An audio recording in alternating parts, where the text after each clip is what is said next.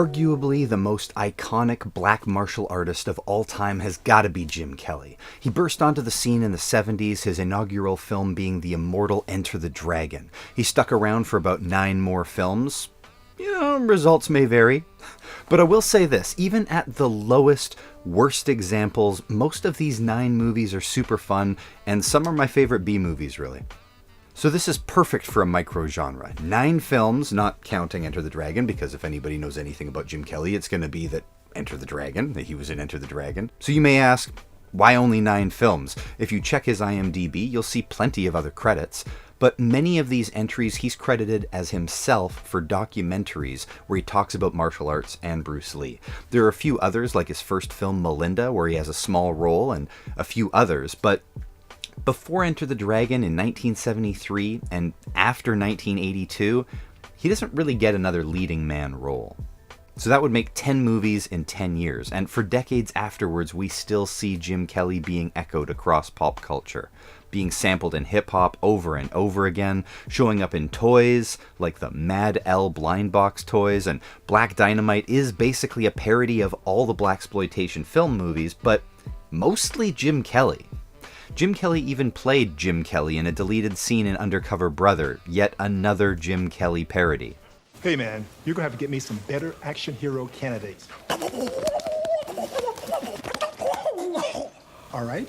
All right, it's Jim Kelly.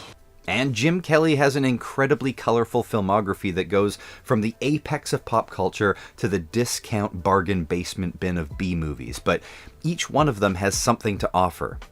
Even if that something is a kung fu fight with little ninja people. Little people that are ninjas. Ninja midgets. I apologize. It was just easier to say it that way. So yeah, we're not really going to analyze Enter the Dragon. He's only got about a dozen lines, but almost all of them are infinitely quotable. It is defeat that you must learn to prepare for. I don't waste my time with it. When it comes, I won't even notice. Oh, how so? I'll be too busy looking good. Mr. Han, suddenly I like to leave your island. It is not possible. Bullshit, Mr. Handman. Man, you come right out of a comic book. Yeah, and he's a terrible actor. But who cares? The reason the rest of these movies even exist is because of how timeless and iconic Enter the Dragon is. Bruce is a legend, obviously, but all of the other stars had good careers, in large part thanks to being in this seminal martial arts movie. Bolo Yeung, John Saxon, Sammo Hung, Angela Mao, and Jim Kelly. Now, I'm not going to wax poetic about Enter the Dragon. Everybody knows the film. Everyone's seen the film already. So I will just point out that going forward, many of these films are very obviously trying to recapture the magic. And they're not the only ones. I have an entire microgenre video on the movies that steal the plot of Enter the Dragon for themselves. So if you're interested in watching that, you'll find it in the microgenre playlist. Okay, first movie on the list, Black Belt Jones.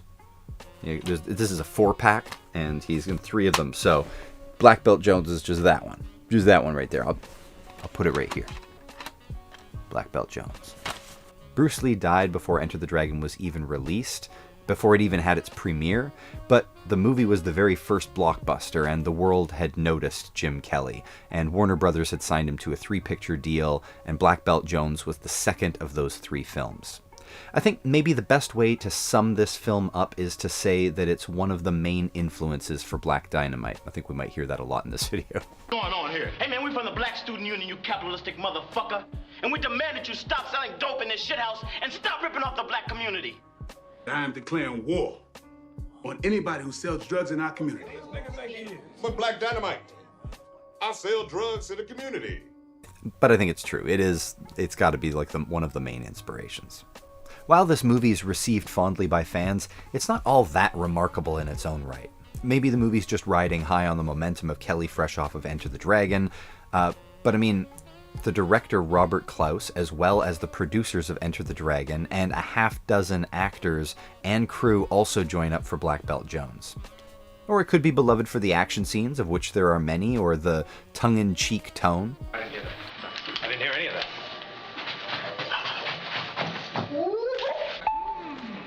Jim Kelly is Black Belt Jones fighting organized crime that tries to push a black karate dojo out of the neighborhood by taking their building.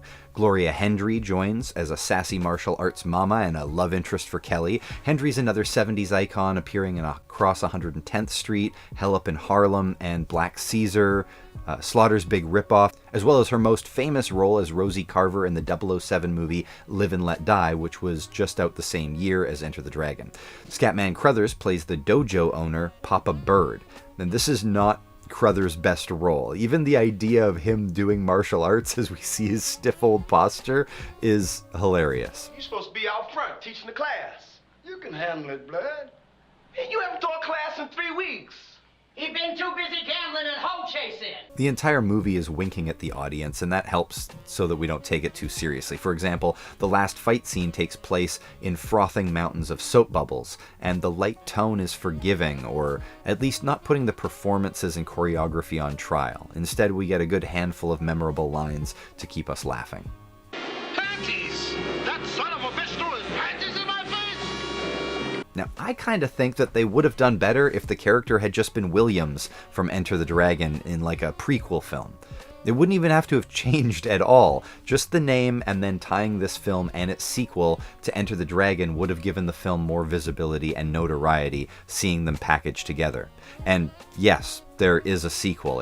It's the third of the Warner Brothers contract of 3 films, but it's not his next film.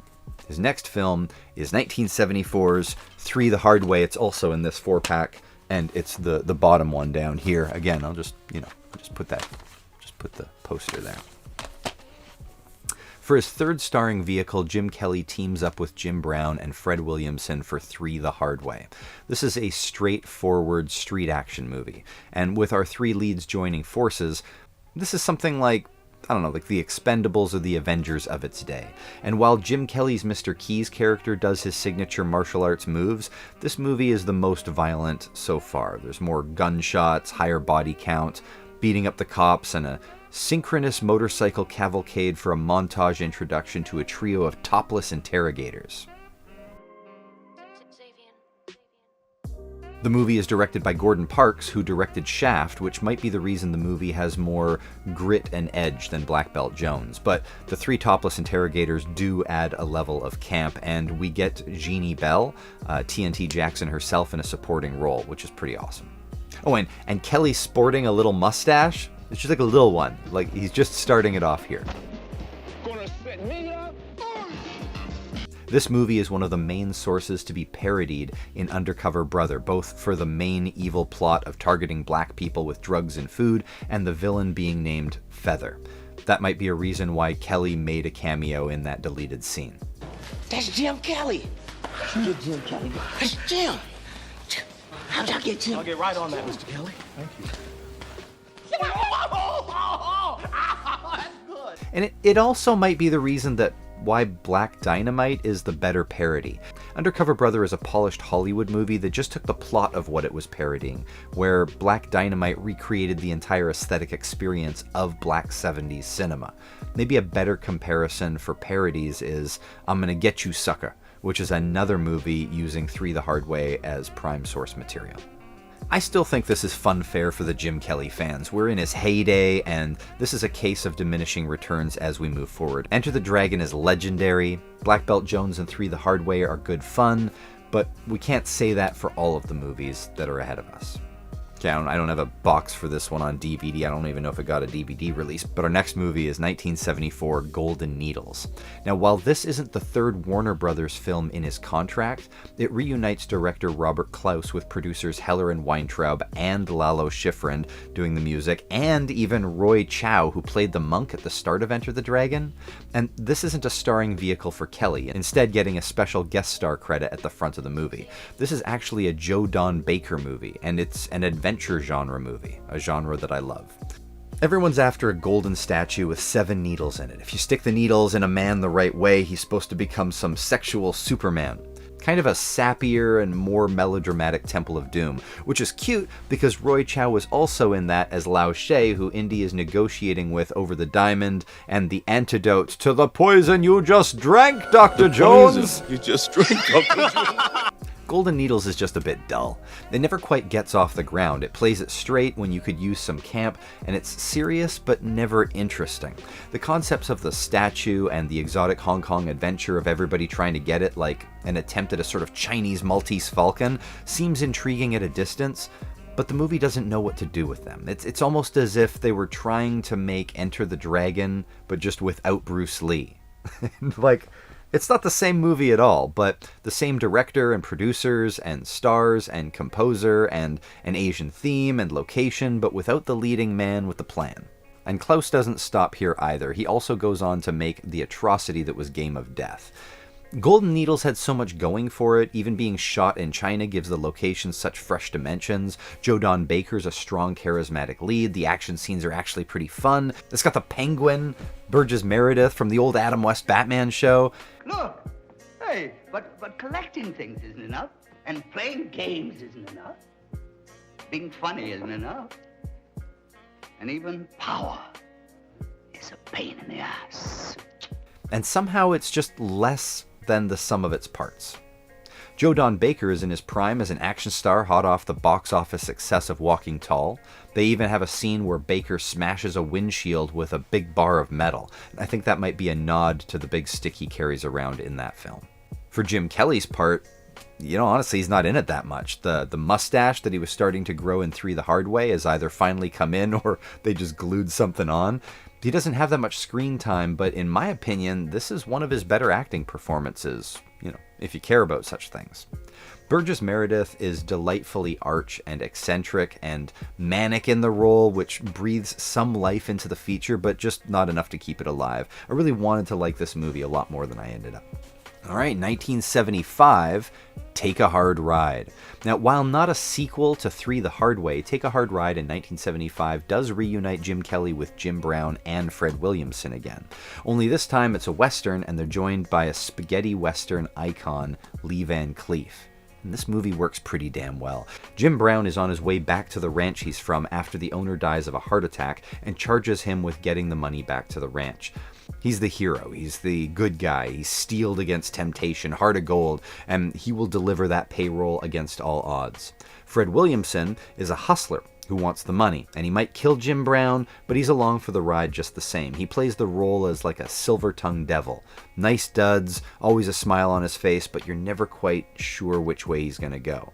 And you kind of want him to be a good guy. And then Jim Kelly plays a mute native Indian. Now, I don't want to harp on it here, but Kelly isn't a great actor. He's the coolest of the cool, his afro and bell-bottoms are on point in most movies, but his Achilles heel is dialogue, and sometimes it's really brutal to watch. It's not why we watch Jim Kelly movies, and so this neatly fixes that little hiccup. Not that he doesn't still overly pantomime, but he's able to be more of a physical presence in the movie for fight scenes, and this works just fine.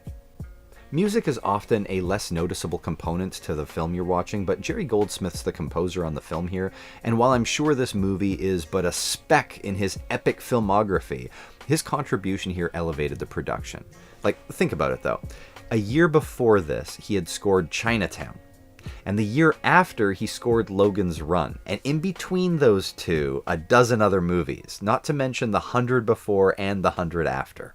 Anthony Dawson is credited as the director, but if you've been watching this channel for a while, you know that's the pseudonym for Antonio Margheriti. His steady hand, I think, lends the movie a veteran storyteller's pedigree. There's a great sense of narrative structure here that I think really serves the characters. I was invested in the story, and I had the same feeling of watching Van Cleef in, like, Death on a Horse or The Good, the Bad, and the Ugly. He's no less good in this movie. The sheer talent of the cast, the director, and the composer, it's another all-star roster. Now, I think the consensus of Take a Hard Ride is that it should have been a bit better considering the talent involved, but as is, I think it's all right. It's a decent, entertaining movie. Extra points for being a blaxploitation western, because there's not that many of them. Possible future microgenre. Okay, and then we've got 1976, Hot Potato. That's the one down here in that corner. I'll just put it on the screen. Okay, how do I explain this one? I like it. as a B-movie. It's got a lot going for it, but only if you're cool to not take it seriously. This is the sequel to Black Belt Jones, the third of Jim Kelly's contracted 3-film deal with Warner Brothers, and the writer-director Oscar Williams, who had previously directed 5 on the Black Hand Side, was also the writer of Black Belt Jones, lending honestly wasted credits to the idea of this being the Black Belt Jones sequel that nobody wanted. I mean, we wanted a sequel, but just not this one.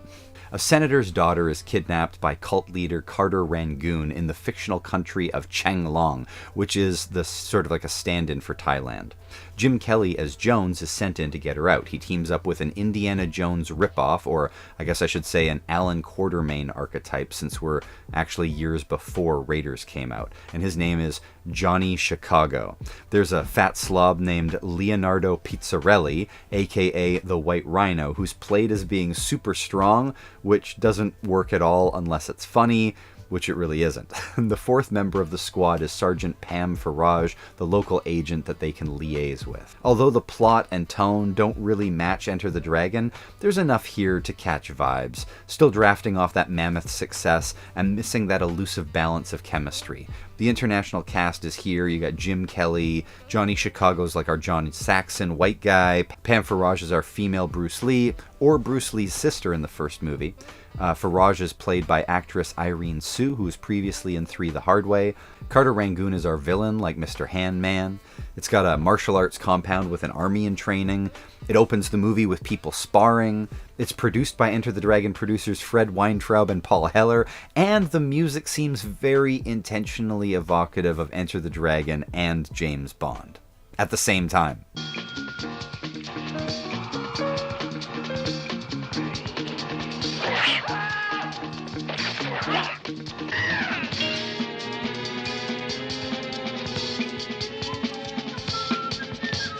Okay, but it's also a comedy and an adventure movie. The Rhino provides a lot of the slapstick physical comedy, and it's probably the most clashing part of the film. Jim Kelly and the rest are mostly playing the movie straight, and the Rhino drags the film into a comedic realm, and it's not a great match.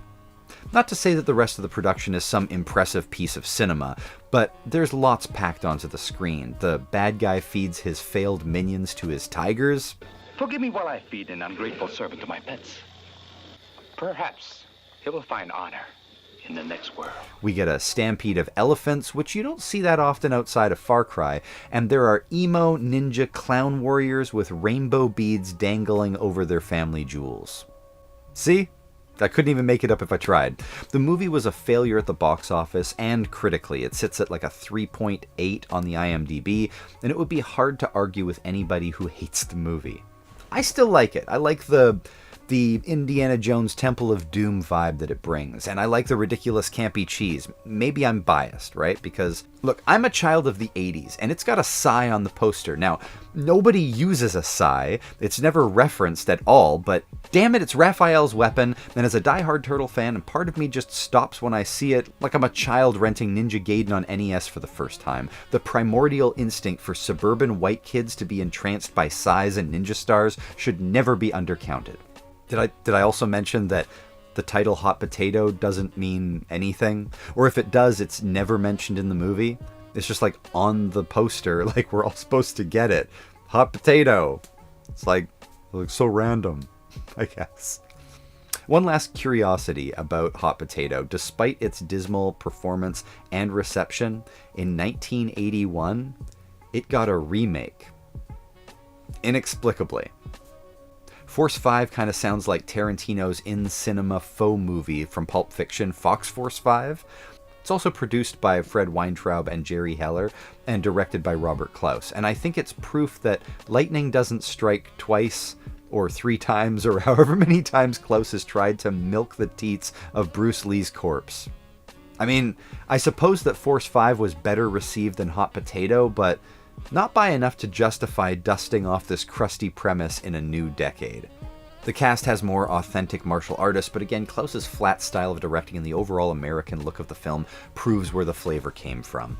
It was Bruce Lee. And this movie doesn't even have Jim Kelly, so let's just move on. 1976, Black Samurai. I don't have a DVD for this one. Don't think there was ever a DVD for it. I know it seems as though we're over halfway done our list, but in real time, it's only been 3 years since Enter the Dragon came out. It's probably still in theaters, everybody is still chasing the dragon, and with that momentum on his side, Kelly is locking down as many projects as he can, which leads us to Black Samurai, which is one of the cheapest, most ridiculous, and poorly made movies in Kelly's filmography, and it's one of my favorite B-movies of all time. Now, I already covered Black Samurai in my microgenre video on Enter the Dragon, movies that take the plot of Enter the Dragon. I go over all the insanity they crammed into this movie, the human sacrifice cult, the dwarf ninjas, the vulture, and the awful dubbing that's going on. It does what B-movies are supposed to do, under-deliver and over-deliver at the same time. This time out, it's Jim Kelly in the Bruce Lee role going to take out a cult leader in his fortress. He rocks a maroon and yellow Game of Death outfit and delivers one of the worst performances of all time. It's so stilted. It's so wooden. Sin? S-Y-N-N-E. As in the good things in life. That must mean that you're free, doesn't it? That depends on who for. Mr. Marshall, Mr. Joe Marshall. Mr. Marshall, do you know anyone here? Yes, I know, Sin. Even so, the movie has everything but the kitchen sink, and that extra bit of effort, the kind of attention to loony, weird, eccentric details, is the work of an auteur of C-list movies, Al Adamson. Adamson has a pretty good run of these low-budget schlockbusters, stuff like Nurse Sherry, Naughty Stewardesses, and Blazing Stewardesses, or Horror of the Blood Monsters, Five Bloody Graves, or Satan's Sadists. Adamson's work and life might be an interesting subject for another video another time. He had an interesting filmography of B-movies and an interesting life, so if you'd like to see that, leave a comment. 1978, Death Dimension. The flip side of the Al Adamson coin is Death Dimension, which is dry and flat and overall less cohesive as a project. Jim Kelly plays a martial arts instructor who is also a private detective, because of course he is. Where do you think Black Dynamite got it from? So he's on the case of the crime lord The Pig, who has a new weather control machine that he wants to ransom the world with, kind of like Dr. Evil and Austin Powers. The Pig is played by Harold Sakata, who is best known for playing Oddjob from Goldfinger, but also from The Running Man as Sub-Zero, now Plane Zero. Now, Plane Zero!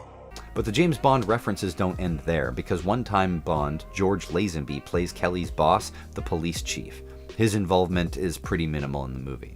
Adding Myron Bruce Lee to the Jim Kelly side of the martial arts flavor puts the movie into Bruceploitation genre with a Bruce Lee clone. Some have said that Jim Kelly himself is something of a Bruce clone, but having Myron Bruce Lee on board definitely pushes that expectation even further. I have a clip to play from 44 minutes into the movie that I think best captures the essence of this movie in one scene. Jim Kelly's on the roof of a car that's clearly driving pretty slowly, and he's just taken out the guy in the passenger seat with a judo chop, and is now taking out the driver by karate chopping the windshield for some reason, which does nothing as far as I can see, but Jim Kelly thinks his work is done, and it's time to exit, so he simply steps off of the very slowly moving vehicle, which then explicably rolls off of a cliff and blows up immediately, and then Jim Kelly gives like a badass look, like he's the man. It exemplifies the entire movie distilled into a visual haiku. Enjoy.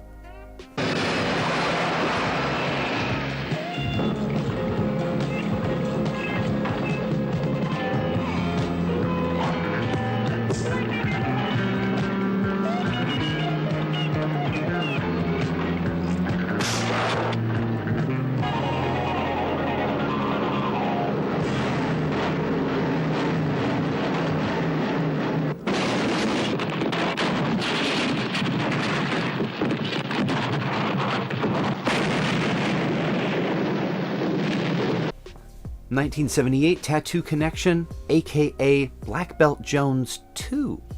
The two Al Adamson films and The Tattoo Connection are seen as the lowest point in his career and are for die-hard Jim Kelly fans only. The Tattoo Connection is sometimes credited as a sequel to Black Belt Jones, which it might as well have been, but actually isn't. Here he plays Lucas. In his entire filmography, This is his only one legit Hong Kong kung fu movie. Enter the Dragon was filmed in Hong Kong, but the director was a white guy and the production was an American co-production. The rest are all American productions. Take a Hard Ride was an Italian-Spanish-American production. Black Samurai also filmed a bit in Hong Kong, but Tattoo Connection was filmed in Hong Kong, produced in China, and directed and starred mostly Chinese actors. The director, So Nam Lee, has an extensive resume including Exit the Dragon, Enter the Tiger, and Fist of Fury 2, so making a Jim Kelly movie and getting Bolo Young in there makes sense if you're already in the field of Bruce Lee clone movies. This has the bad English dubs like all kung fu movies from the 70s. See the picture you sent me, but what is his name? His name is Lucas. Ah, Lucas is his name. Don't you worry. We'll take care of him. And the action's a bit better here, too. I showed you the car clip from Death Dimension. Well, here's a better version from the Tattoo Connection.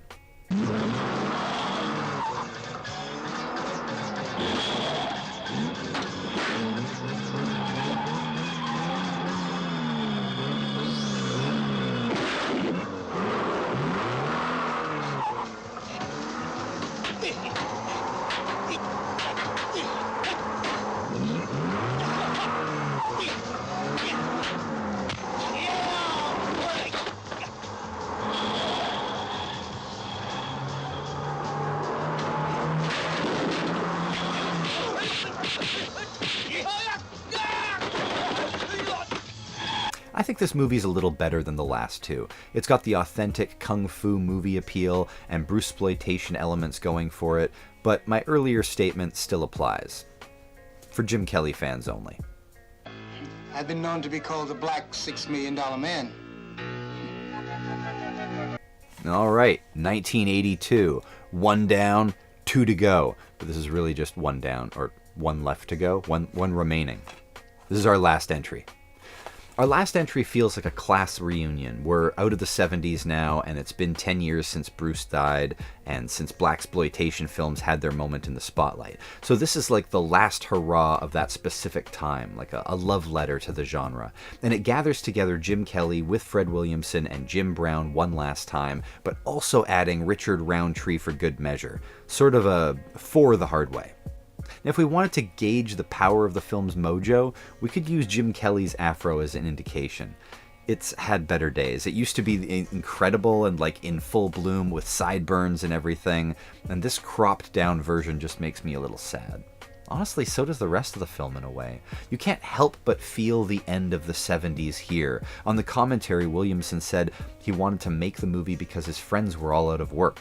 This isn't Williamson's first time directing, but it is part of his Po' Boy Productions run of movies. The Hammer was a larger-than-life hero in the 70s, blaxploitation movies, but by the 80s, he was either doing European productions or producing his own movies, mostly ending up straight to video, and his company was called Po' Boy Productions. The movies are all cheap, shoestring affairs, with Williamson directing most. It's nice to have all four heroes together in one movie, but the entire concept of them uniting was deserving of a bit more production value. The movie's very dark visually and flat. The guys are the production value, and they all know how to swagger and smolder for the camera, doing their tough guy thing that we all paid to see.